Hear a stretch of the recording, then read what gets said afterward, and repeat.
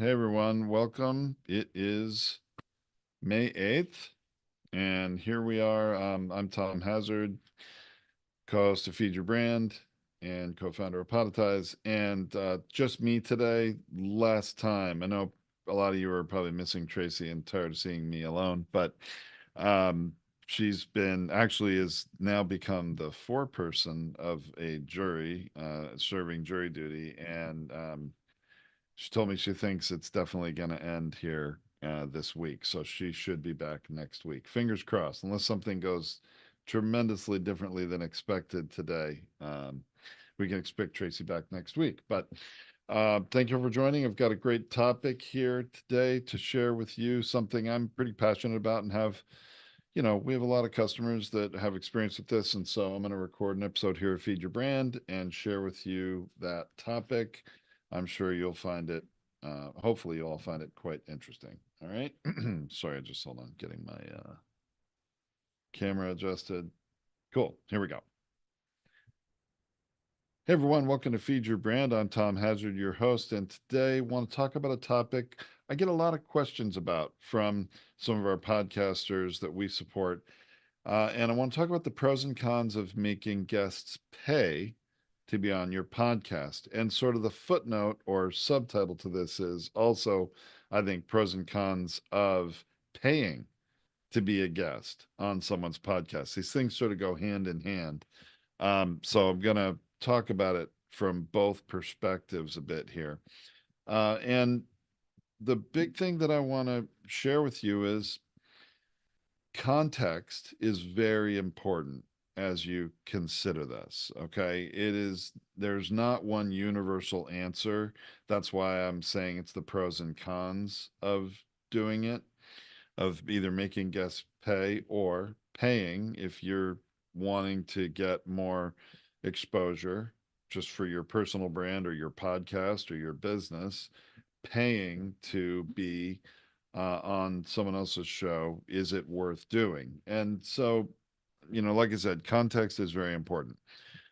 I do think there is, in the independent podcaster community, which are the vast majority of podcasts out there, if somebody that, asks to you to pay to be a guest on the show, if you as a podcaster are considering asking guests to pay a fee to be on your show, it can feel kind of scammy, or I don't know how this word's going to translate, but icky. It can sort of set the wrong kind of tone or send the wrong message. But depending on the context of the situation, I see it happening a lot. And in some situations, it does make sense. Let me first share, though, where I think it doesn't make sense. If you're a brand new podcaster, you're launching a brand new show, I don't think it makes sense for you to require guests to pay to be on your show. You're going to drastically reduce the pool of guests that are willing to be on your show, and it's going to send a message that you're only in it for the money, and that maybe there's not a good reason why they should do that, and what kind of value are you really providing or intending to provide to your audience. So as a brand new show, as an independent podcaster, I mean, obviously there are large corporate commercial shows and PR agencies and all sorts of different organizations are probably paying a lot of money to get people as guests on certain podcasts. But that's not really what I'm talking about. For the small independent podcaster, especially starting a new show, probably it's not in your best interest because it's probably going to send a lot of people running, not just walking or turning and leaving, but running in the other direction to not want to be associated with you or not interested in being on your show. Now,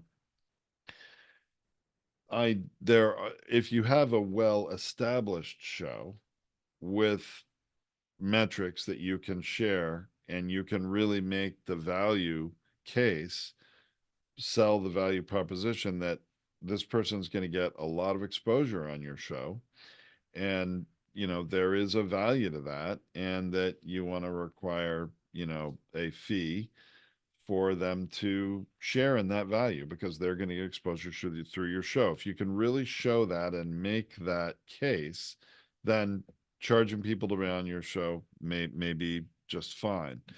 Um, I will tell you the best cases where I've seen this are two things where a podcaster really does a lot of effort in promoting the show, and they have a lot of costs and expenses in doing that, and they ask their guests to contribute to that. That can be received a little better, or even more so, giving your guests an option saying, hey, we pay to produce this show and we do promote it, but we have some additional promotion opportunities to reach even more people, and if you're willing to pay for that, your episode can reach more people, and you can sort of position it as, hey, there's a sort of a premium opportunity to get more exposure if you're willing to pay. I've seen some shows do that.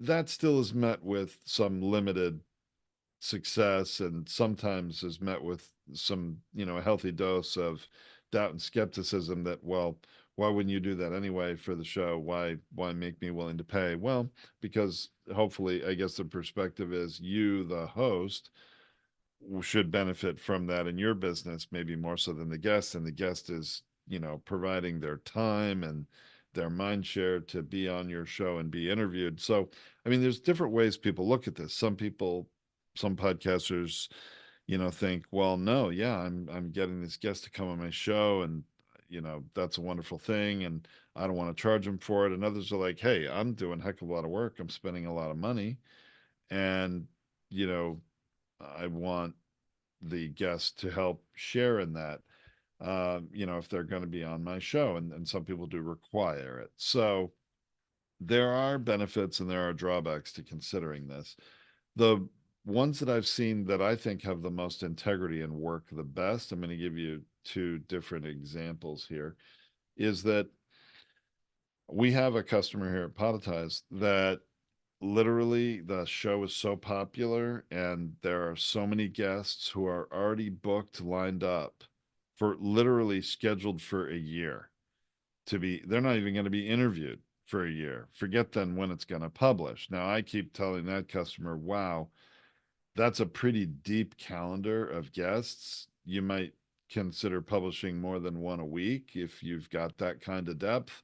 It's easy for me to say, but then it doubles the cost of producing those episodes over that period of time. And this particular customer, who actually reads the book of their guest and does a lot of research and homework and puts a lot of thought and energy into the interview, and that's very hard for her to do more than one a week. So I can understand that. But what she's done is really pretty interesting because she will have people that want to be a guest and they're like, whoa, wait a minute, you're not even going to interview me for a year?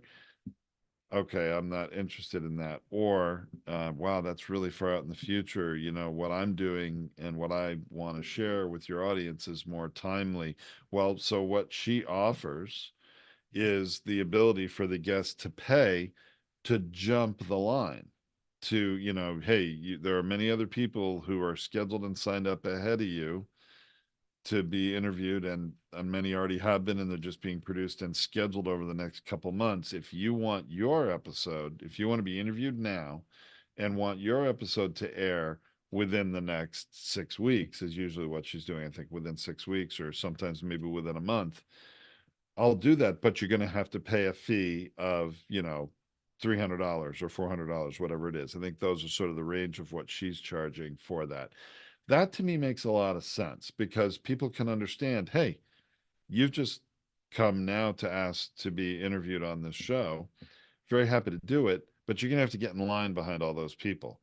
If you want to jump the line and get your recording done now and your episode published sooner, that's fine, but you're going to need to pay. And then the other people who got in before you understand, hey, they didn't pay and they're waiting for the natural time to happen and their episode will publish. But so to me, you're paying for premium publishing date happening sooner, not having to wait.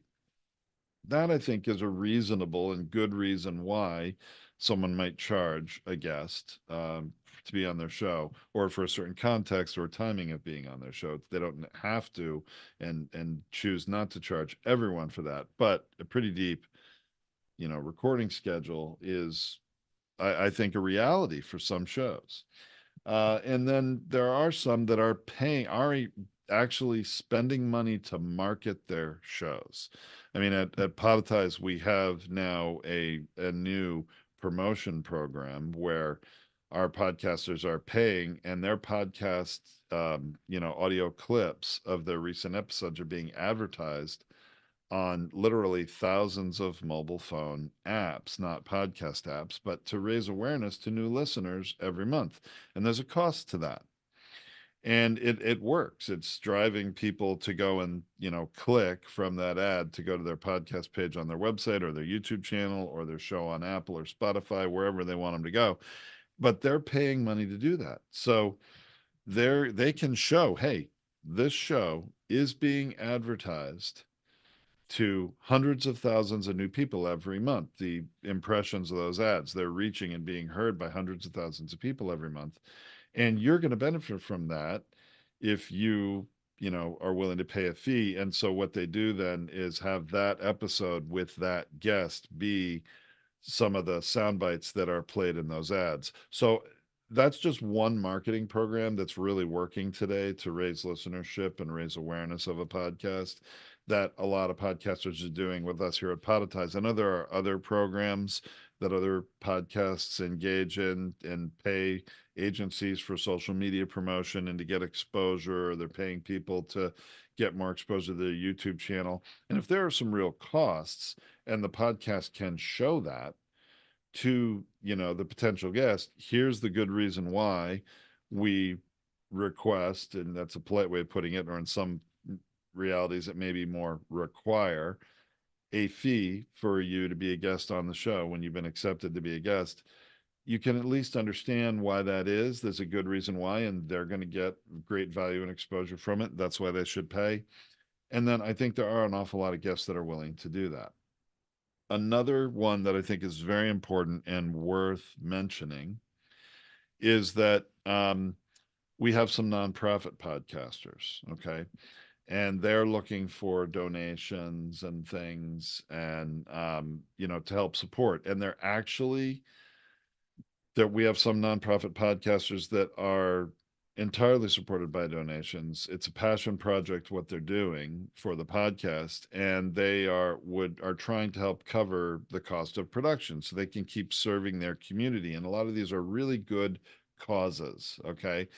And so they're asking, and not requiring, but asking, recommending every one of their guests contribute $200, let's say, to help cover some of the cost of their podcast. And a lot of their guests on these nonprofits are willing to do that. And some of them even willing to contribute and donate more because they agree with the message and the cause and who the podcast is supporting out there.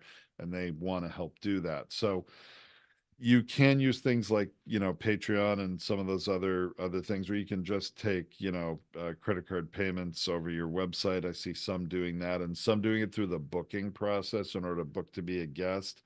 Even if it's an option, the option is right there for them to do it, and seeing a lot of people willing to do it. Now, I know a lot of you new podcasters listening here might be thinking, whoa, this is a whole nother level. I wasn't thinking of ever, charging someone to be a guest, and it's overly complicated. Well, don't worry about it. Don't think about that right now. Get your podcast established, and over time, there may be an appropriate situation and good reason why you might want to charge a guest to be on your podcast, but it's not for everybody. I don't believe I've ever charged anybody to be a guest on any one of the podcasts that I've done over the years. But I have a different purpose for my podcast and what I'm doing. And I really don't need to charge someone, and I never did. Now, I did different kinds of monetization, though, through sponsorship. This is one way people monetize their podcast, is charging their guests to be on the show. But now let's talk about, should you pay to be a guest on someone else's show? And I've got an example here I want to share. There are some shows, actually, somebody I do business with who's not a podcaster, just has a marketing agency, asked me actually earlier this week, a couple days ago, "Hey, Tom, I have had someone approach me about being a guest on their podcast, and they've given me all this criteria, and they're not charging a whole lot of money. It's a couple $100, but can you look at it and let me know if you think that it's worth doing?" And initially, when he told me this on just a phone call, I had my sort of doubt and skepticism meter was going up a little bit, and I'm like, you got to be careful. You really got to evaluate it. But he sent me the information, and when I saw the metrics of what they say their listenership is, and you have to take a little leap of faith there because you cannot conclusively prove that unless they, well, even if they provide you screenshots and things, you have to trust they're true. And I have seen some shows doctor that stuff. I'm really sorry to say. I've seen some shows absolutely fabricate their numbers, and that doesn't help us all in this industry, right? When we are providing an offer that has value to the potential guest. But anyway, he forwarded me this email. I reviewed it, and it was like $269 they charge. And when I looked at their website, saw their podcast, and I was able to look up some things, said, all right, this is a legitimate show. And the owner of the marketing agency I was talking to says, look, I'm always trying to get exposure, and it seems like their audience is a good fit for me. Less than $300. It's not a huge expense for me. I'm willing to do it. Do you think it's worth it? And I said, yeah. I actually, after looking at it, said, you know what? I don't always think it's the best situation to set a precedent for paying to be a guest on shows. But in this one, in your particular context, you're not a podcaster, you own an agency, and you're wanting to share some of your wisdom with a podcast audience, and you're willing to pay to do it. And they seem to have some decent audience. And from what I could look, it was at least believable. The podcast was well established. They had a long history. And I said, you know what? Yeah, I think it'd be worth doing for you. And that was my opinion. Now, let's go to another whole level. And I'm going to provide this last example in terms of context, is a podcast that many of us podcasters have heard about because it was one of the early, very successful podcasts that is one of those what they call sort of passive income podcasts. And I don't really think it's that passive because I know that the organization behind it does an awful lot of work. But I know others who have paid as much as $5,000 to be on a single episode, to be a guest on a single episode of a very big podcast. And the one that I am remembering and that I know, I spoke to this person. So, I mean, I didn't pay to do it, but I spoke to someone that did. So this is, I guess, secondhand information, but I also believe it and have done a little homework and believe it to be true at the time. I don't know if they're still doing it today, but the show is Entrepreneur on Fire, John Lee Dumas. They are well known for, being a huge podcast with a very large listening audience. And they pitch that they provide a tremendous amount of value for every guest on their show. And at that time, and it may be more today, or they may not doing it anymore. I did not do that level of homework for this episode today because it really doesn't matter for what I'm sharing with you, because there are other shows that I know do charge large amounts of money for someone to be a guest. And at the time, they're charging about $5,000. And talked to a couple of people that did that. And it was quite a big value proposition, but not a lot of them got really the return they were expecting out of it. And I'm not saying everyone does not. I am not bashing Entrepreneur on Fire podcast in any way.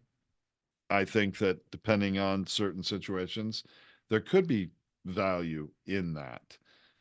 But that's a very different proposition. And I'm not really a fan of, paying huge amounts of money like that. That's an awful lot of money. It's kind of like in the podcast world, it's almost the equivalent of putting a huge amount of your budget in an ad on the Super Bowl, right? And hoping that's going to make or break, or not break, but hopefully make your, year of advertising. It's a really big bet. And if you do something like that, just make sure you understand what you're getting into and the full context, and make sure you really, that's within your budget to afford. And how are you going to measure success? I think is the biggest thing that I would, you know, recommend for anyone, whether you are, you know, charging someone to be a guest on your show. I think you need to think about what's the value proposition, what are they getting in return for that payment, and can you make that case and deliver that value? And if you can, then great.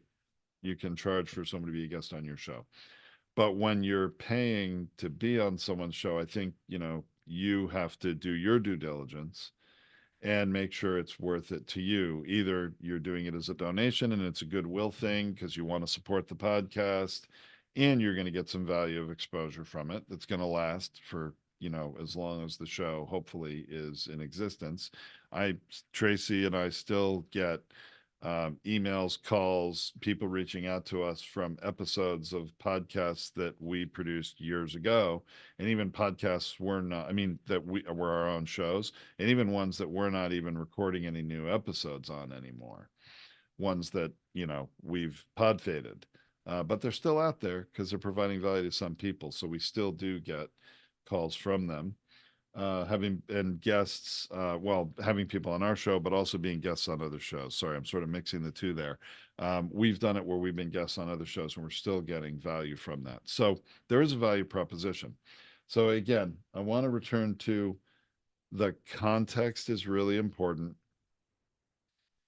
And they're, for certain shows, I can understand when you evaluate that. If you think, oh my gosh, I'm going to run the other direction, I am not going to pay to be a guest on that show because it just feels like they're using me, the guest, as a profit center. And if you're not willing to do that, you don't have to do it.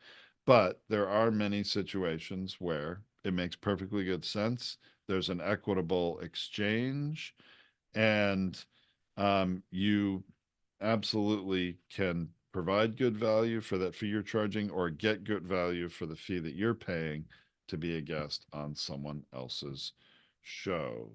So that's really, think about that exchange of value. Is it equitable? Is it reasonable? Is it fair? Is it a win-win? And if it is for you, by all means do it. If it doesn't feel right to you, then don't do it. But, and I would also say talk to others.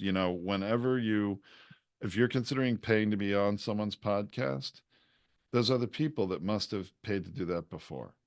Ask that podcaster for some references of other people that have paid to do it. And they should be able to provide you some that you can contact. That's another thing. Again, what I'm saying is do your due diligence. And I'm not here to give you a checklist of due diligence items, but obviously, any of us can do our homework. Any of us can do a little Googling about that show, can do a little Googling about that person, and you can learn an awful lot and see, hey, are they for real or are they not? And other people will do that to you as well. And that's okay. Right? I mean, podcaster listeners want authenticity. I think all of us who are in the independent podcasting world for sure are trying to be real and authentic and bring real value to our listeners. And I think we can also bring real value to guests. And I love the pay to jump the line. I think that's legitimate and works for a lot of shows. Paying for exposure and promotion can work very well. And I love also the nonprofit, donations helping contribute to support the show. If someone's in there for the right reasons, they'll do it. And by the way, obviously, I've not talked at all about paying an agency to place you as a guest on other shows. That's an entirely different thing that was not the subject of this podcast. And there is merit and value in that. That's something we've talked about, I believe, in some past episodes, and probably something we should revisit again, because we do see lots of people who are not podcasters using an agency to pay to get to be a guest on other podcasts for their own marketing purposes and value. And some podcasts won't accept you unless you are a podcast host. There's some shows that won't accept you as a guest unless have your own podcast and might be willing to do a podcast swap in terms of an interview swap. But there are lots of shows that accept guests who are just people in, in business or authors with a new book, that's one of the most common things. But anyone who wants to market and grow either their personal or business brand, you can pay an agency to do that. And do think there's lots of value potentially in that with the right agency. But other than that, we'll save that topic for another day. All right. So I hope you found this useful and valuable. Again, pros and cons. I'm not saying you absolutely should or you absolutely shouldn't. There are good reasons why you might want to, and then there are some good reasons why you may want to. Context is important. Evaluate it for yourself. You're going to have to make a judgment call at the end of the day as to whether it's a fit for you to do it, either to charge your guests or to pay to be a guest on someone else's show. And I leave it up to your good judgment to do that and evaluate for yourself. All right. Thanks so much, everybody.